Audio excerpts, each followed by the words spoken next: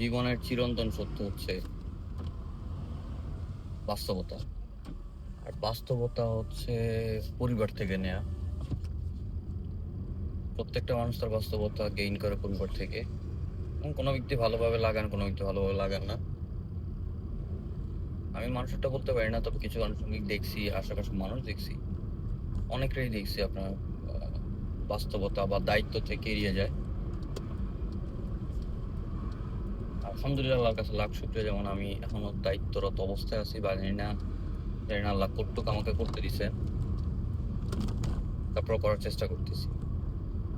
So মানুষেরটা নাই বলি, আমি আমার ব্যক্তিগতভাবে বলতে পারি, আমি আমার পরিবার থেকে যে শিক্ষাটা পাইছি, আমার বাবা আল্লাহ তাআলা তাকে নিয়ে গেছেন, আল্লাহ ব্যস্ত নসিব করুক। আমার বাবা আমাদেরকে কষ্ট করে পড়াশোনা করাইছেন।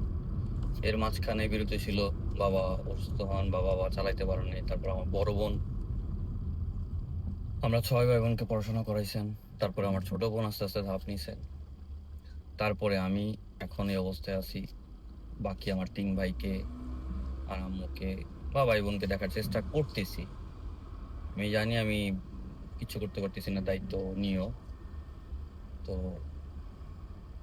তবে এখন বুঝি যে দায়িত্ব জিনিসটা কতটা কঠিন। যদি আপনি মানেন তাহলে দায়িত্ব খুবই কঠিন। এখন বুঝি যে আমার বাবা কত কষ্ট করছে, আমার বড় বোন কত কষ্ট করছেন, আমার ছোট বোন কত কষ্ট করছে আমাদের পুরো পরিবারটার জন্য। আলহামদুলিল্লাহ, আল্লাহ তাআলার কাছে লাখ শুকরিয়া যে আমরা এখনো প্রত্যেকটা ভাই বোন একসাথেই আছি। অশেষ রহমত আল্লাহ তাআলার কাছে। তো দায়িত্ব আমি এখন যেটি নিয়েছি অল্প একটু, যেমন আমার 3 ভাইকে পড়াশোনা করানো বা আমার 3 ভাইকে জানি না আল্লাহ কি রাখছে, ফিউচারটা দেখা, আম্মুকে দেখা। এখনকার জামানাটা খুবই খারাপ, যেটা একটা মধ্যবিত্ত পরিবারের সন্তান একটা ছোট্ট পরিবারকে চালাইতো 1-2 লাখ টাকা কিচ্ছু হয় না। সেই তুলনায় আমি কিছুই দিতে পারি না পরিবারে আমার আম্মুকে বা আমার মানে দায়িত্বরত অবস্থায় যা যা করতে হয় সেগুলো আমি 0% করতে পারছি না। তবে যতটুকুই করতেছি আমি আমার জায়গা থেকে 90% করার পরেও আমার কাছে দায়িত্ব 0% ও পূরণ হয় কিনা আমি জানি না। টু বি অনেস্ট, কানাডাতে থাইকা কষ্ট করার পরেও নিজের কাছে 1% মানে ইউজেবল মানি থাকে না। তারপরও আমি ফ্যামিলির দায়িত্বটা পুরোপুরি পূরণ করতে পারি না, কারণ এখনকার জামানাটা এমন এমন খারাপ হয়েছে যে সবকিছুতে এক্সপেন্সিভ, সবকিছুতে, রুম কস্ট বলেন, যে কোনো কিছু। তারপরে কানাডার এক্সপেন্সিভ যেটা অনেক আগে থেকেই, সেটা আমার করতেই হবে, যেহেতু আমি এখানে থাকতে হলে তো এক্সপেন্সিভ বের করতেই হবে। তো যাই হোক, দুঃখের কথা বলতে গেলে আমার দুঃখ একটাই যে পরিবারটার কষ্ট করে যদি আমি ফুলফিল ভাবে দায়িত্বটা পালন করতে পারতাম, আমার 3টা ভাইরে মানুষ করতে পারতাম, আর আম্মু খুশি থাকতো অ্যাটলিস্ট। জানি না আল্লাহ কিভাবে রাখবেন। আল্লাহর কাছে এটুকুই দোয়া করি যাতে আমাদের সপরিবার সবাই, আমরা যারা আছি, একসাথে সারা জীবন থাকতে পারি ইনশাআল্লাহ। টাকা পয়সা কিছুই না, টাকা পয়সা আজকে আছে কালকে থাকবে না, কিন্তু ভালোবাসাগুলো আজীবন থেকে যাবে। আমার বাবারে আমি ভুলতে পারি না, আমার বোনদের কষ্ট ভুলতে পারি না। দোয়া করবে আমার 3টা ভাইয়ের যেন আমি অন্তত পক্ষে কিছু করে দিতে পারি, নিজের একটা লাইফ আছে ওইগুলা দেখতে পারি।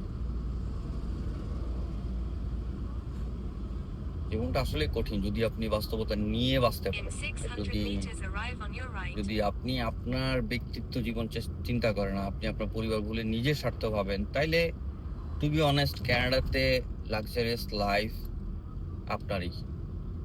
ফর এক্সাম্পল, ইফ আমি যদি ভুলে যাই আমার পরিবারকে, যা ইচ্ছা তাও, বিশ্বাস করেন আমার মতো কোটিপতি হয়তো বা বাংলাদেশে 2-1 জন থাকবে না, কিন্তু সপরিবার নিয়ে, সবাইকে নিয়ে, দুঃখ নিয়ে তাদেরকে যতটুক পারেন সাপোর্ট দিয়ে বেঁচে থাকার মতো শান্তি আর কিছু তো নেই। আমি কানাডার মতো বুকে মাশাআল্লাহ অনেক টাকাই কামাই। আমি আমার প্রয়োজনে খরচ করতে পারি না। আমি আমার প্রয়োজনে এমন সময় মানুষ থেকে ধার করে নিজের প্রয়োজন মিটাই। তারপরেও ভাল লাগে। কেন ভাল লাগে? পরিবারদের সাপোর্ট দেওয়ার চেষ্টা করি। সাপোর্ট দিতে পারি না, তারপর চেষ্টা করি। ওই চেষ্টাতে ভাল লাগে। যদি আল্লাহ আমাকে তৌফিক দিত, পুরো সাপোর্টটা আমি দিতে পারলে আল্লাহর রহমতে, আমার চেয়ে সুখী ব্যক্তি হয়তো কেউ হইতো না। হয়তোবা ধনী বা টাকা সম্পদের মালিক হইতাম না, কিন্তু সুখী ব্যক্তি হইতাম লাইফে। আল্লাহর কাছে এখনো এই দোয়াই করি, আর এখন এই চিন্তাতেই বাস করি যে যে প্রত্যেকটা মানুষকে নিয়ে, আমার আপনজন সবাই নিয়ে যাতে আমি অন্তত শান্তিতে দুবেলা ভাত খেয়ে বাঁচতে পারি, ধনী না হই অন্তত ভালোভাবে যাতে পরিবারকে নিয়ে বাঁচতে পারি। বর্তমান যুগে আমি দেখতেছি সবাই আলাদা হয়ে যেতেছে, বিয়ে করুক আলাদা, ভাই বোন আলাদা হয়ে, আল্লাহর রহমতে আমার 4টা ভাগ্না-ভাগ্নী, আমার 2 বোন, আমার 6টা, আমরা 4 ভাই। সো ওভারঅল ফ্যামিলিটা আমরা বিশাল বড়। সো আলহামদুলিল্লাহ আল্লাহ তাআলা এখন আমাদেরকে একসাথেই রাখছে।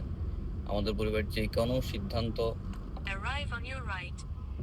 আমরা একসাথে নিয়ে থাকি।